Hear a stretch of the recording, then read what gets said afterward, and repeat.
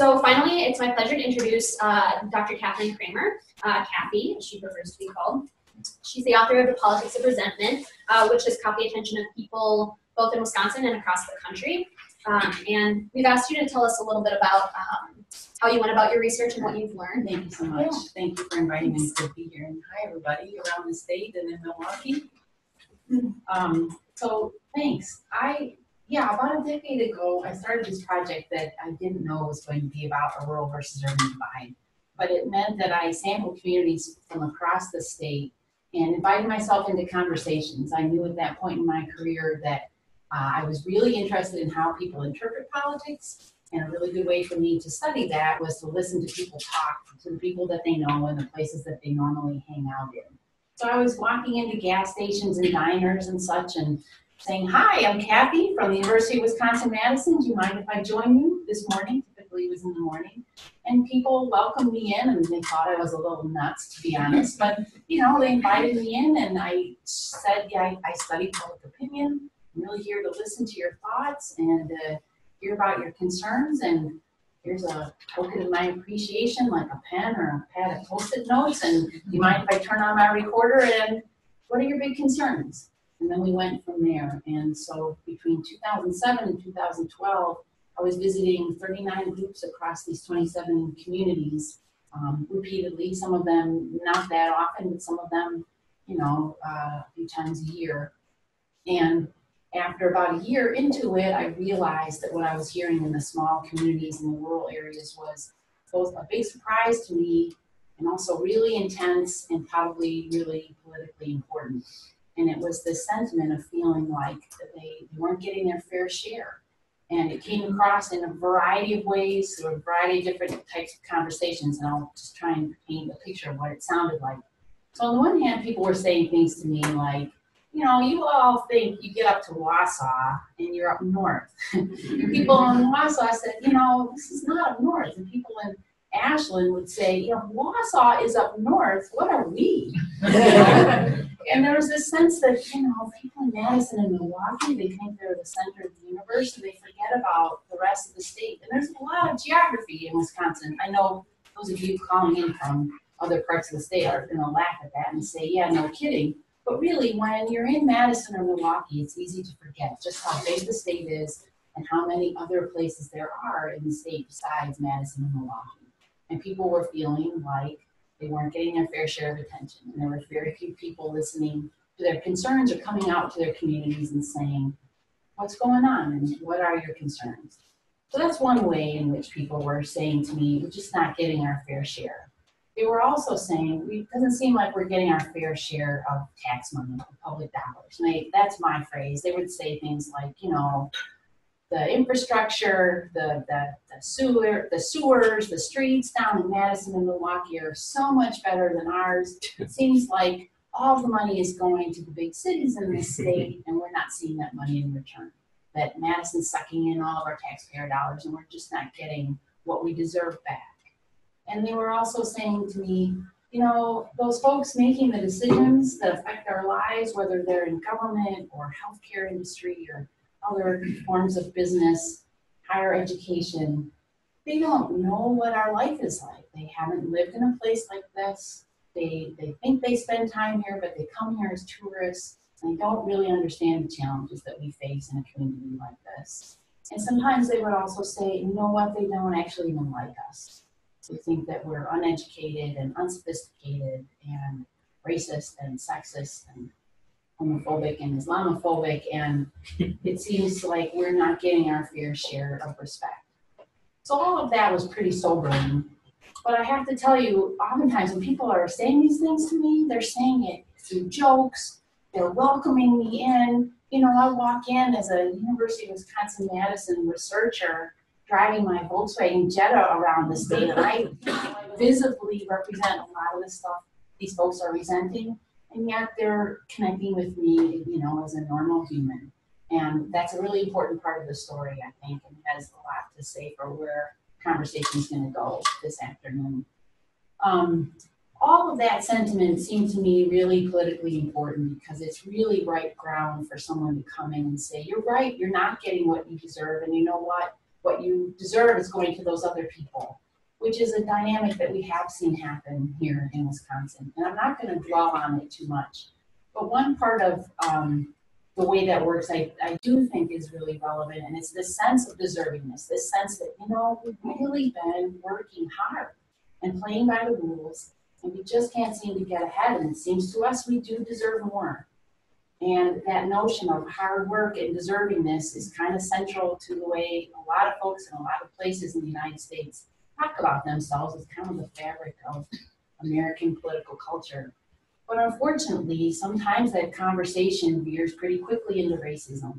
Our notions of who's deserving and who works hard in this population, unfortunately, have for decades, if not centuries, been really tied to race.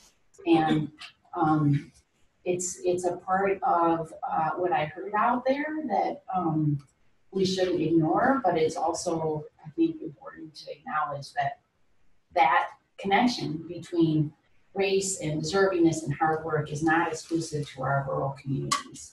It's unfortunately, you know, pretty much many places in the United States. One other thing I want to mention is that I spent, you know, a good chunk of the past decade focusing on these small communities and this feeling of not getting what you deserve and feeling overlooked and ignored and not paid attention to. But those attitudes of feeling like the people in charge don't understand me is not exclusive to rural Wisconsin. It's not exclusive to rural anywhere. It's something that we hear in a lot of different places in the United States. And that when I think about what do we do to repair that, and that's my big concern. What is wrong with our democracy when so many people feel as if they don't have a say? And so many people feel as though the people in charge making the decisions don't understand my challenges, don't respect who I am. That's a serious issue. And so I became involved in this group and met a lot of you through this question of, well, how do we bring people together to help recognize that many of us have that concern, that we share that concern, that we want different systems for how we fill our basic needs and have a high quality of life. You know, food has the potential to do that, right? And thinking about how do we do something different with respect to our food systems has the potential for us to come together to try to improve our lives in a way that cuts across many of the divides that unfortunately are part of American life. So I'll end with that, and I'm just really honored to be a part of the conversation. Thanks. We'd like to turn to our friends in Milwaukee now to kind of hear from them and their reflections on what Kathy has shared so far. Professor Steve Ventura is there with them. Thanks to him for driving out to Milwaukee with all the camera equipment. Yes, I can unmute them. Steve, can you unmute yourselves? Can you guys say anything? All right. Now we're in business. Thank you. Can you hear me? I can hear you, yes. Yeah, Excellent.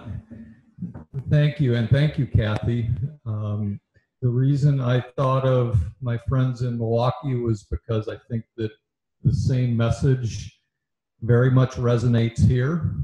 People care about community and don't feel like Milwaukee is, or at least this part of Milwaukee is the seat of power, and feel like they are talked about as those other people at times. And so I'm going to let them introduce themselves, and then we can have a conversation about community and food.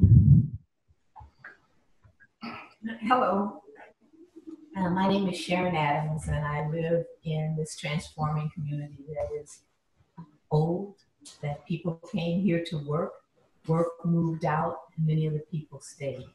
And so for the last 20 years, we've been in a transformative mode, and that transformation has been rooted in growing. The mic is turned on. Sorry to cut you off there. No, oh, keep speaking. No, we just couldn't hear you. Yeah. We're just having a hard time make sure that microphone pass it along. Hi, my name is Evelyn Patricia Terry. Can you hear me? Yes. Now we can. I live in Walnut Way, Lindsay Heights area. on 18th and Wright, and I've lived there off and on because my family moved there, and then I took over the house years ago and made it into a art gallery recently after a fire. So in terms of, is it Kathy? Yeah. That was speaking? Hi. I usually look at things a different way than maybe looking at how bad things are. My goal every day is to figure out how to live around the things that are happening, because as far as I can tell, having been to school and studying history, that life has been this way since the beginning of time. So I kind of look for how we can work together to rebuild the neighborhood and the world, and concentrate on that as much as I can on a daily basis. So I stay away from or avoid all the things that I guess you were saying that other people felt. I kind of avoid that because you could get bogged down and it won't allow you to contribute maybe to the world or be the person you really want to be. There are politics around all the time, but it's like that's another world for me. I do vote just because people might ask me and I don't want to get into a discussion. So that's why I vote. Hello, how is everybody doing? I'm a neighbor from the Lizzie Heights area. Sharon has known me probably all of my life. And I've just recently became interested in this type of field of work, and it's starting to develop a love for this type of thing that we do.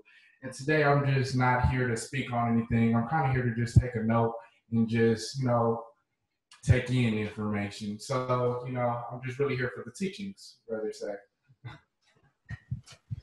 Thank you all for introducing yourselves. It's nice to meet you, sort of what we call this e-meeting you, right? Yeah.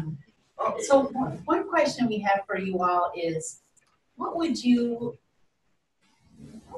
like the folks in rural Wisconsin that I spent time with in gas stations and diners and restaurants and such, what would you want them to know about Milwaukee?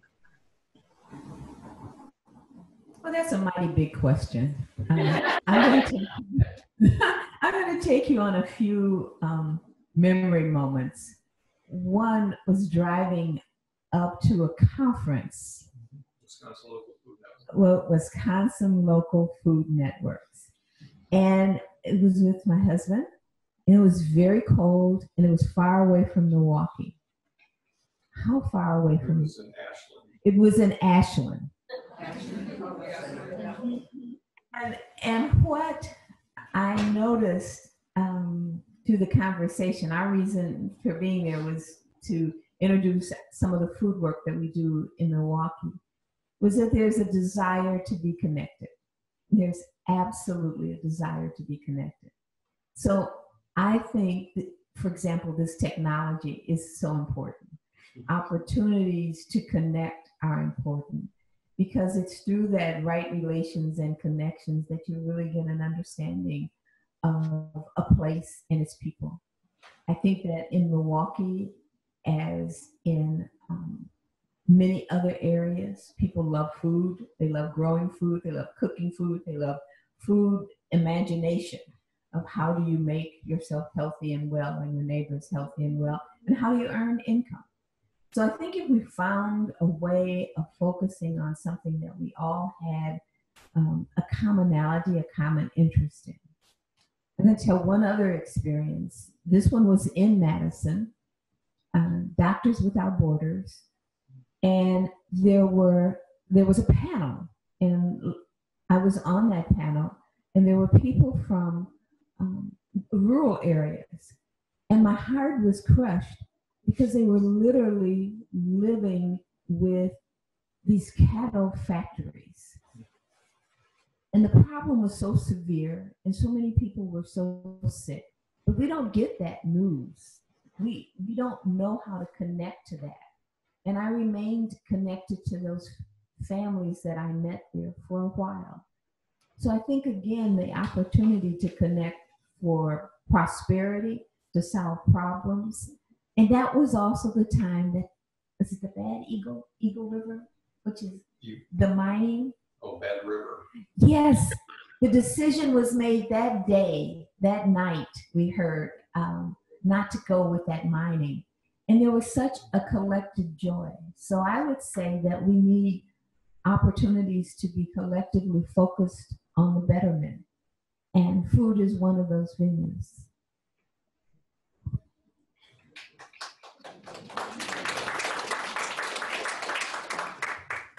Now, what's the question? Just, what would you like folks in rural Wisconsin to know about Milwaukee? Well, I think because I'm an artist and I focus on visual arts a lot, I think that people in Wisconsin should know that there are several artists here, I mean an abundance, and that usually a lot of people here don't believe that there's anything to do, but I'm always like sorting out how do I decide what to do. And I enjoy really living in Milwaukee because I think it's exciting that there are so many things to do and enjoy. I enjoy living in Walnut Way just because of the peach trees that you all started. And then after that, the abundance of the plants that are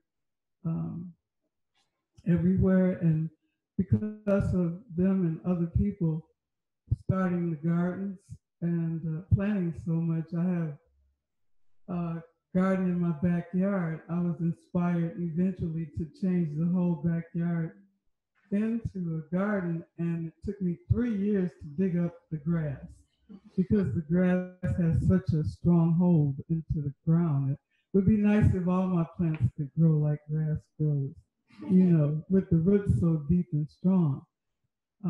I would say that there are a lot of people here who are farming on the land around them, and because I'm a health nut, I really enjoy my garden in the summer. I wish I could do it all through the year because I plant things that help me to create a better life for myself and the people I know because of my ability to convince some of them to eat raw food, not just to plant and cook it, but to try to plant and eat the food raw so that they can improve their health. So I would say I'm surrounded by a lot of people who listen to me. A lot of people ignore it, but it makes me happy to be in Milwaukee because it's been fruitful for me to live here.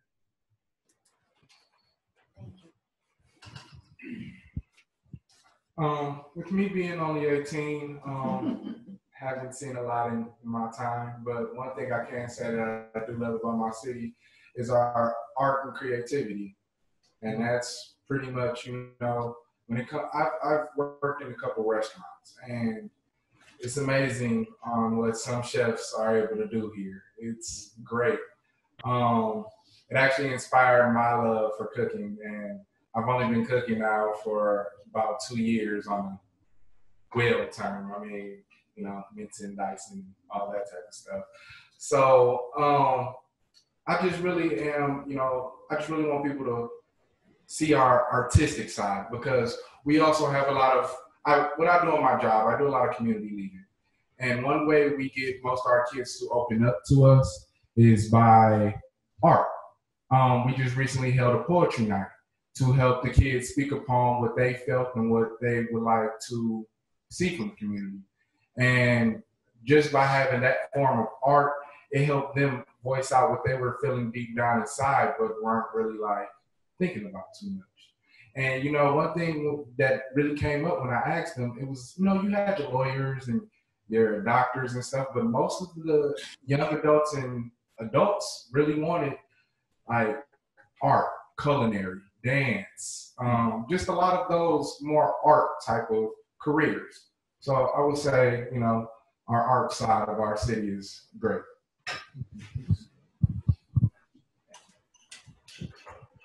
Thank you all so much. We'll hope you'll jump back in at the Q&A portion of this too. Thanks for joining us. So I think we are going to hear from our Zoom audience now, questions and comments from them. So the format we're gonna try here is we just want to hear from as many people as possible. So Kathy's not going to answer each question as they come through, but we kind of just want people to, if you have anything to say, anything to add, or ask Kathy, she's going to be taking some notes and hopefully touch on as many as she can or suss out some common themes. So let's hear from maybe some folks who are the farthest away. So that'd be our Zoom audience. So if you guys can find the chat box, it would be awesome if you could turn on your webcam and we could call on you that way. But I understand if you're camera shy, you can use the chat box as well, and we'll read off your questions. Okay, so we've got one question. Do you feel this moment in time is any more unique than the past? To everyone.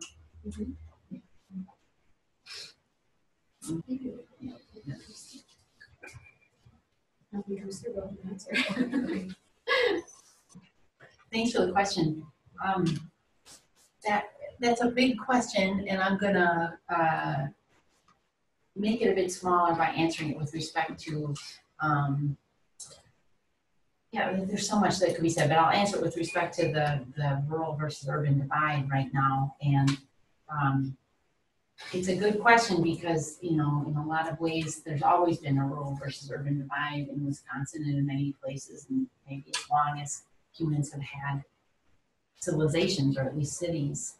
But I do think there's something unique to this moment in the way that globalization and the changes in our economy and the changes in just demographic shifts in the state and across the country in terms of a lot of young people not sticking around smaller communities. It's not unique to this year or even 10 years ago, but that trend combined with the changes in the economy and the changes in which we communicate and the changes in our food systems, all those things coming together mean that rural communities are facing some significant challenges that they haven't had in the past.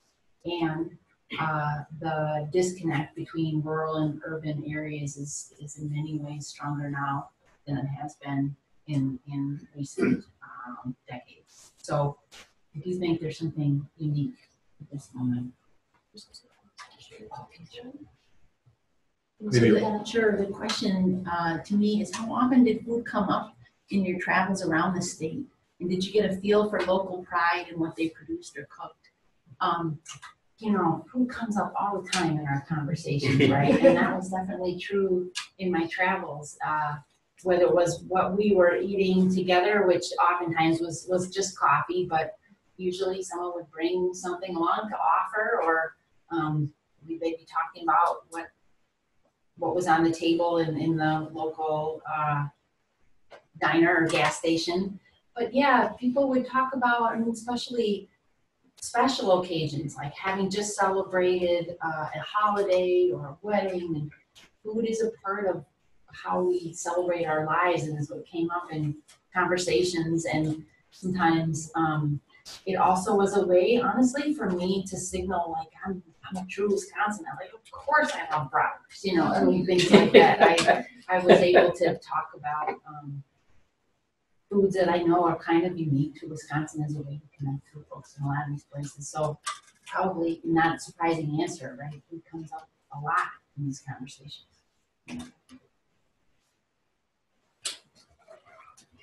Any other questions from the Zoom audience? I want to give you guys a chance, just making sure. Yeah, we can move to the studio audience. Thank you. You mentioned that some of the challenges are unique to this time. Are there opportunities that are unique to this time? And can you provide some specifics about that?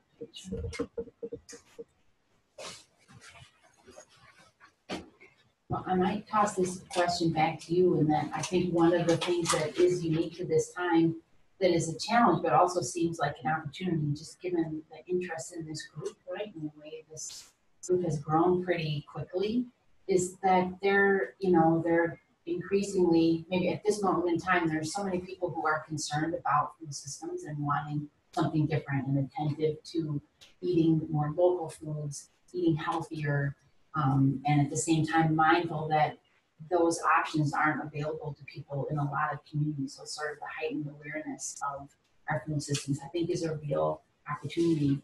I also think the political moment is a real opportunity, and that the political moment is really difficult for many people, but it also is a time in which so many people are engaged and wanting a better democracy and a better way to engage with other people in their communities. And that seems like an awesome opportunity for me, both in terms of there's a lot of organizing going on already, and there are a lot of people who want to be more involved, more engaged.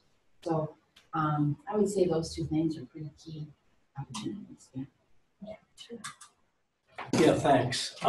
This is going to be slightly critical, so bear with me. I've been impressed by the staying power of your book and your research, and how much mileage you've been able to get out of it since your book came out. But something that baffles me is this. I've lived in Wisconsin over 50 years now, and when I first moved here from the Northeast and moved with my family to Milwaukee, it was already obvious that there was a dichotomy between rural Wisconsin and Milwaukee. I mean, it was a subject of common knowledge and common discussion, common debate. So my question is this: what do you attribute the sudden interest in your book and research over something that really is not all that profound of a discovery? Possibly one reason is that the economy was still expanding when I first moved here back in '67. Things weren't quite as desperate economically then, but I'm just curious, what other factors would you attribute that to? Thanks. Sure.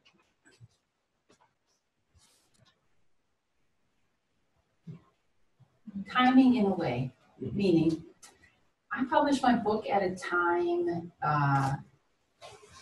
it was out right when many journalists in particular were looking for answers to the following question: what the heck happened in Wisconsin the day of the presidential election? And in particular, what is going on in rural America?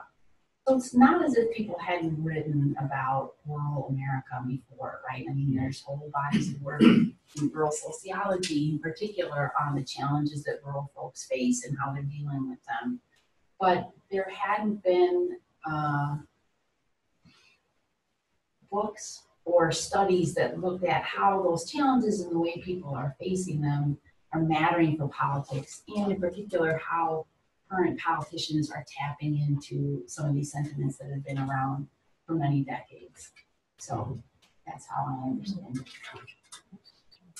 I see one Zoom question. I think we'll do that and then catch these two in the audience.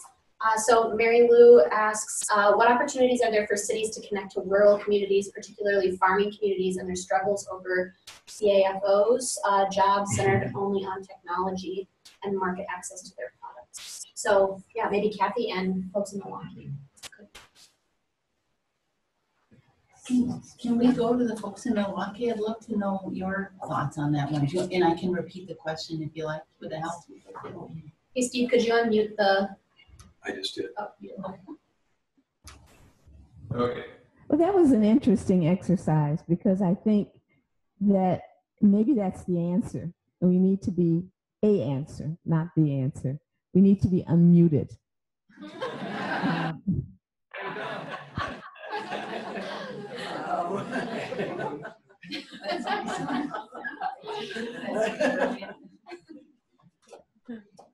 I could say a little more. But you know, when what you hear and how you speak and how you're heard is in someone else's control, that causes some real limitations. So I think of Milwaukee as neighborhoods. I don't know all of Milwaukee. I can't speak for all of Milwaukee. I live in about 110 block area. And when I was in Asheville, I learned quickly that you don't talk in blocks, you talk in acres. So, you know, when you're unmuted, you begin to find a common language. And I think that that's part of our struggle, is that we look for ways to divide ourselves instead of ways to connect ourselves. And I refuse to be a person who gives away my voice. And I think that if we work towards some ways, maybe we make a cookbook together, but something that we do that is our voice. And that's just one way. I think economy is another. We here are, in my neighborhood, are always looking for innovations in economy. Evelyn mentioned art. Connie mentioned art and food. We're really interested now in food processing and how do you look at healthcare in this type of way, where it's more. So I think that there are so many ways that we can unmute and keep a conversation going, but that requires a commitment to consistency. Otherwise, it's an event. I think Mary Lou wants to speak. Hi, I'm here with Martha, and feel, very strongly about the things that were just said, but also I'm not really asking what can we as a city do as much as how can we know more about the rural communities and what their needs are. I mean, it is really hard to find out about their struggles unless you go to farmers markets and talk to people and talk to the farmers and that sort of thing. I think in many ways the city, like I just went to the local farmers market here on Saturdays, and I mean, there's farmers from all over, further than Madison, that come into town to sell. So that's what I'm really wondering. I mean, you've made all of these outreaches to these communities. How do we find out? I mean, we know that they're unhappy, but like what's happening to get us to support, some of their actions, I guess, in a lot of ways. Well, I think one great resource is Extension. The Extension folks have been a huge source of information for me for getting to know these communities and getting to know what's going on. And so I wonder if we could toss the question back out to more of the Zoom audience, because I'm guessing other people logging in might have ideas too, folks from Extension. So I'll toss it back out to the Zoom audience for a bit. Yeah, sure. So Caitlin Lance says, I'm new to La Crosse County UW Extension. I put out an agricultural needs assessment survey. Anybody else? Well, ask the folks here now. Yeah. In part responding to Michael's comment,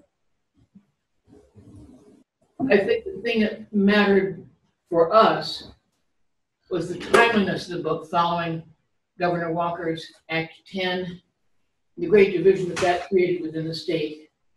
You had your finger on some of the feelings that were already going on in the northern part of the state, but we here in the Dane County area could not imagine not only how could Walker have been elected once, but survived the recall and then re-elected again. And so that is an important insight for us into how to proceed in the future, to not assume that we have all the information that's needed to elect a good governor.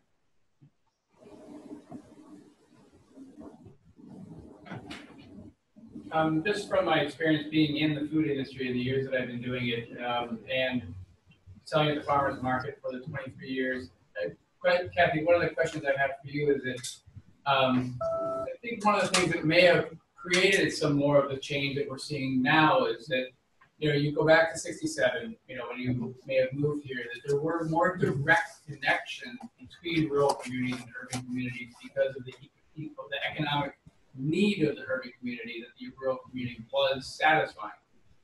That logistics and distribution systems have changed tremendously. the access and supply. People are looking for a simpler and easier access. So that's something that we need to go back to some of the food logistics and the growing and going to more monoculture crops that are largely being shipped elsewhere, to diverse crops that actually connect kind of a shorter distance. It's all about the local food is a big portion of it, but there was definitely a greater connection, I believe, between the rural and the urban in the past due to strict need, and now it's very easy to circumvent.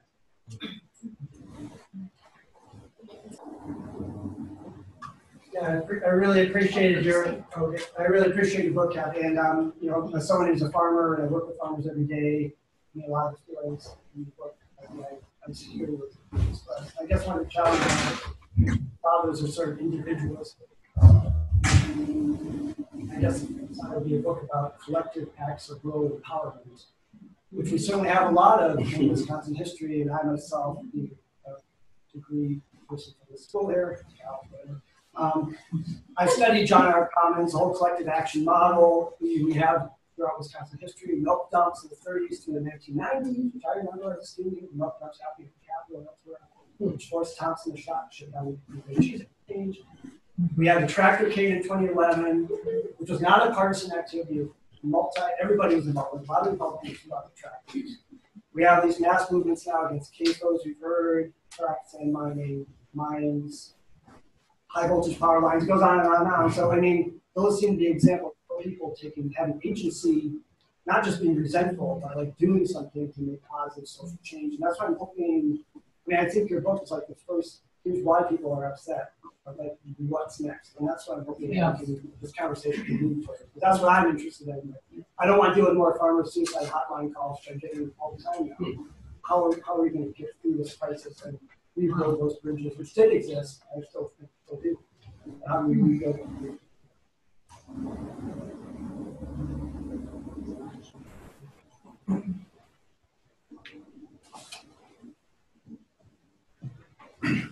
Hi, I'm a retired farmer from down near Platteville.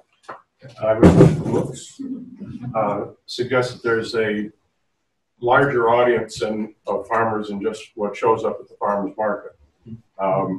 In the sense that I have in listening to my colleagues is that that we've had a system of production that has been built up by following the advice of the Extension Service and the universities over, well, since the beginning of the land grant system. And there has been a competing system of locally owned organic system that has been evolving the last several decades, and those that are not following that are being looked down on by Madison and the Milwaukee areas. And I think that's creating some resentment. And as a farmer, it's been difficult to balance your labor requirements, what's involved in protecting our soil from erosion. We can't go out and weed the field by hand like you do in your garden. So I know that's a difficult thing to deal with, but somehow we have to deal with those competing technologies without, I don't know if vilifying is the right word, but looking down on the people that are on the other side. What do you grow? I grow corn and soybeans, or I did, and I'm now retired. We've been no-till for 14 years now. The principal reason was to try and preserve our soil and increase the organic matter in our soil, and I think we've been successful at that. The downside is that we use chemicals to control the weeds. If we did not use chemicals to control the weeds and did cultivation, particularly on your sloping lands, you have an increased erosion issue. And I've been told that every time we make a pass with a cultivator or a disc, that does a nasty job on the earthworms. And the earthworms are an important part of soil health. So as a farmer trying to balance all of these things, know what is the right thing to do for sustainability. And sustainability is kind of my key issue. And anyway, it's hard to know exactly what to do to find the labor if we did not use what conventional farming systems use. So labor is a really, really, really big issue. And with the equipment that we have today, you got to have more skills than just driving a tractor. So. Thank you. We do have one, maybe after this, a few people there. Okay, we'll catch you.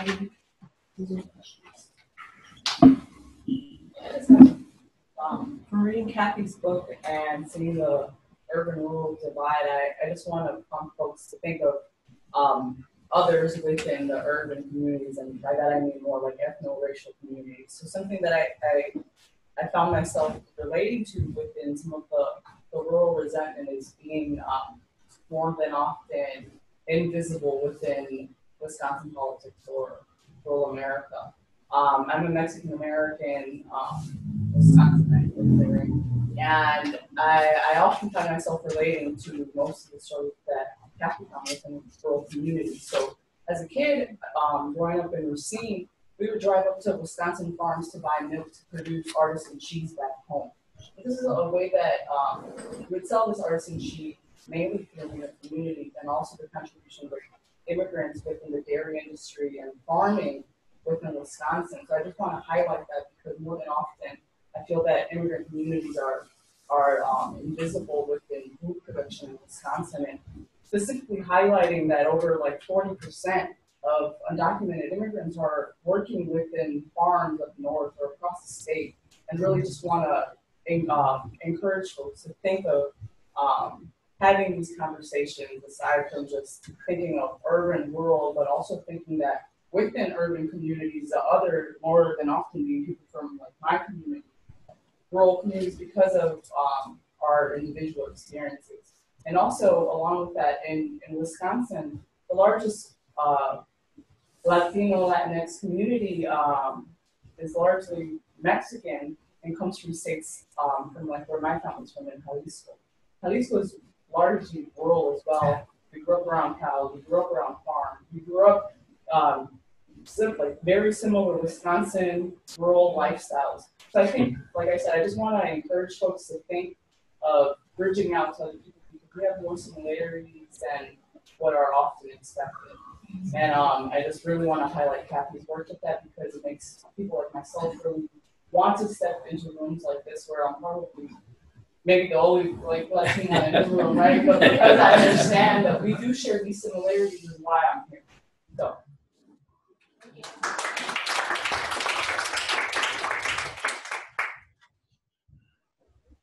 I have a related comment as far as unmuting, as far as bridging. I work at Wisconsin Public TV, and I'm outing myself. I'm producing a web feature about food traditions around Wisconsin.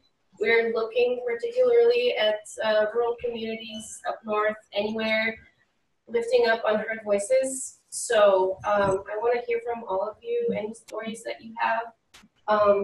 Stories that you don't hear. If you want to send them my way to wisconsinlife@wpt.org, I'd be very grateful. What's your name? My name is Michaela, and yeah, WPT definitely, Public Television definitely is interested in this, and we want to step into this conversation, and we want to represent everyone.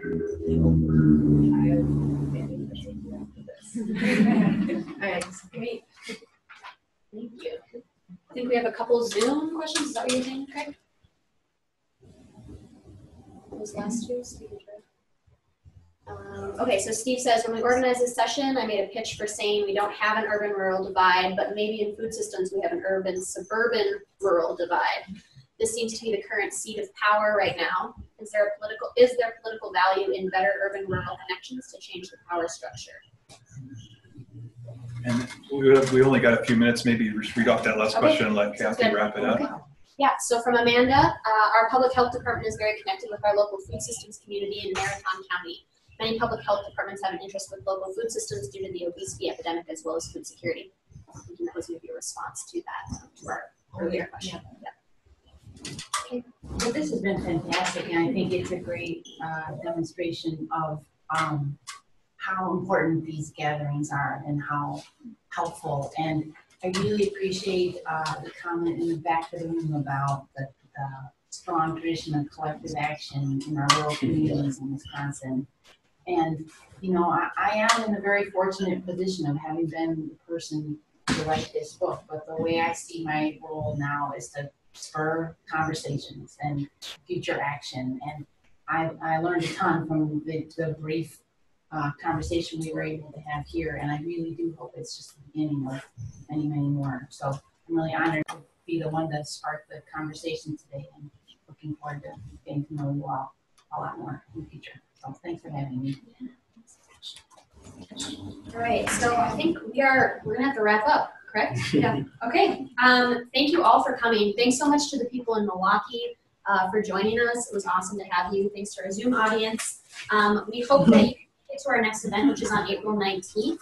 The host that month is going to be the Agroecology Master's Program. Alan Turnquist is going to join us with guests to discuss a collaborative project between UW-Madison, the Wisconsin DNR, and private grazers that facilitate and evaluates the use of cattle grazing as a grassland conservation tool. So it's going to be a cool talk, kind of bridging the urban-rural divide that we talked about today and public-private partnerships. So watch your email and Facebook for more information on that. Thanks again, everybody, for joining. And if you can head, and here's just thanking. Yes, thanking Patrick again for Peter. I'm so sorry, Peter, for the sponsorship. Yeah, thank you to Skyline Foods. We'll be heading over to the Fireside Lounge right now. Thanks, everybody.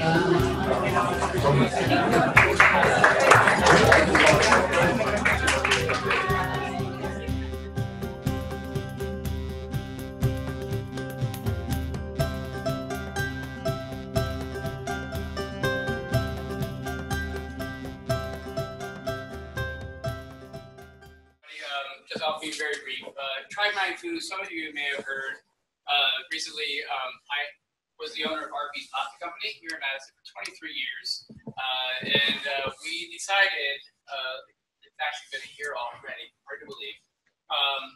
My wife and I made a decision to sell part of our company in order to merge with two other companies. Butter, some of you might be familiar with them from Madison, and another company called Ona Foods based out of Loveland, Colorado, and we moved their production here. And it gave us the ability to open a new facility, much, much larger, in order to try and facilitate new growth for food companies here in Dane County and Wisconsin by being able to do co-manufacturing, a lot more private label. There's so much development that's going on in the agricultural community, but not always enough resources for them to get it done. We've opened the feed kitchen, great, good starting place. What's the next step? So this is a good stepping ground for coming out of the feed kitchen, have someone co-manufacture it, and then either open your own manufacturing, or like I did, just do manufacturing from the beginning out. But it's an exciting time for us, and we have a lot of work to do, and hopefully it does help bridge some of the urban-rural divide that we have going on by being able to return some of that prosperity income back to people that have ideas in the rural communities.